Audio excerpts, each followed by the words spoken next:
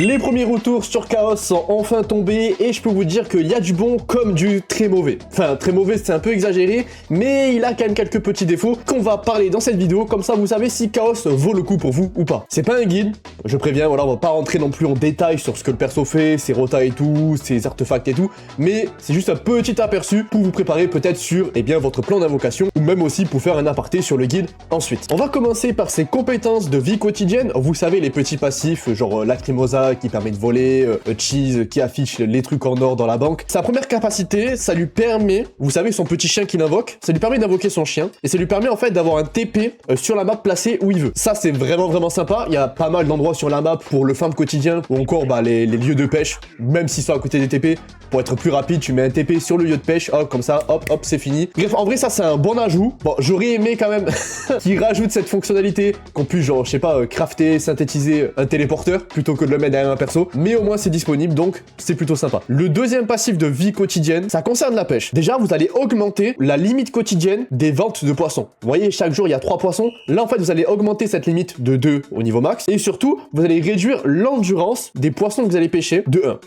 Ça c'est pas fou.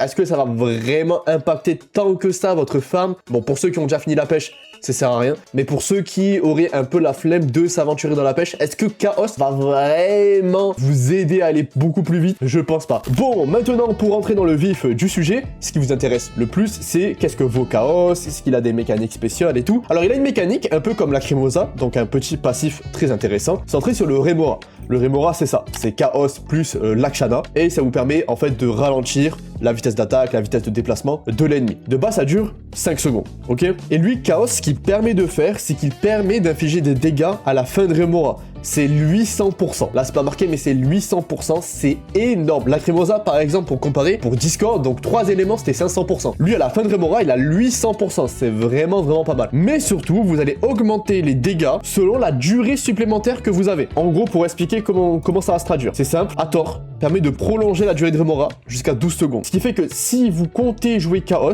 vous voulez de préférence avoir Hathor dans l'équipe, comme ça, vous pouvez maximiser le passif. Est-ce que Hathor est obligatoire? Non. Mais en tout cas, vous pouvez maximiser le passif. Et surtout, ce qui est cool, c'est qu'elle permet aussi d'augmenter le taux critique de 10% sur les ennemis affectés par Remora. Parce que quand on regarde, attendez, hop, les petits modules, vous avez le module Lakshana qui lui permet d'avoir du taux critique. Donc en plus du module de Lakshana qui donne beaucoup de taux critique, vous avez Hathor qui donne du taux critique, ce qui fait que, en soi, Chaos, c'est un personnage qui va gagner beaucoup de stats critiques assez facilement. Genre en termes de build de personnage, ça va vraiment pas être très compliqué au vu des stats critiques qu'il va gagner grâce aux alliés ou même grâce à lui. Le problème de ce passif, c'est que certes il est puissant, vraiment il est vraiment puissant, si on prend l'aparté et tout, c'est cool, c'est que le bordel de merde.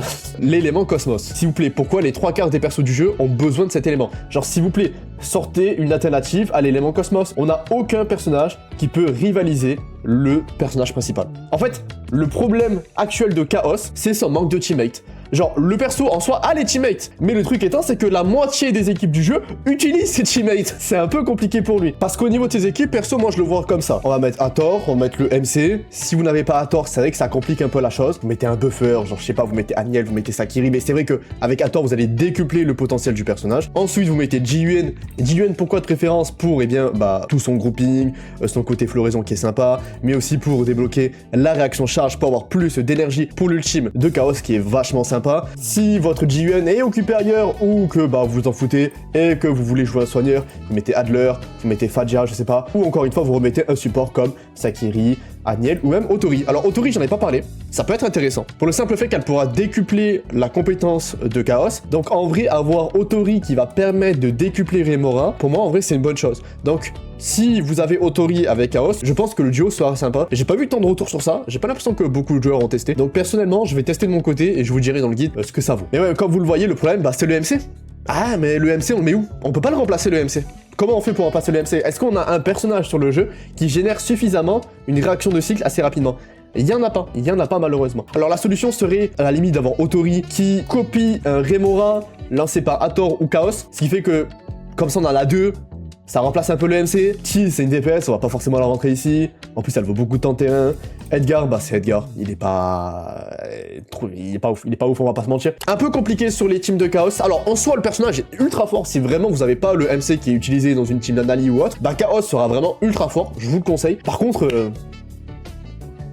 bah s'il est utilisé, c'est un peu dommage quoi, c'est un peu dommage. Au niveau des éveils de chaos, il y en a pas forcément un qui me dit waouh, tu dois forcément l'invoquer, le personnage sera vraiment mieux. On n'est pas sur une Lacrimosa, le perso n'a pas forcément besoin de doublons, même si bon, il est BG avec, mais non, en vrai, il a pas forcément besoin de doublons. Alors oui, il y a des doublons qui sont vraiment bien, je pense notamment à celui-là qui permet de transférer son malus aux ennemis. J'imagine qu'en contenu multi-cible dans le futur, ça pourrait être intéressant. Celui-là aussi qui redonne encore une fois son passif au max après avoir lancé son ultime. C'est plutôt sympa, c'est des bons doublons, mais encore une fois, c'est pas des doublons nécessaires. Le perso est très fonctionnel à E0. Pareil pour son arme signature, elle est très sympa, elle a beaucoup de stats critiques encore une fois, mais elle n'est pas obligatoire. Même si je conçois qu'il n'y a pas beaucoup d'alternatives, le jeu est quand même clearable par la quasi-totalité des persos et vous n'avez pas besoin de leur arme signature. Bah écoutez, ça conclut cette vidéo. Moi perso, je pense que Chaos, ça restera un bon personnage. Est-ce que ça sera un personnage qui va prendre plus de valeur dans le futur?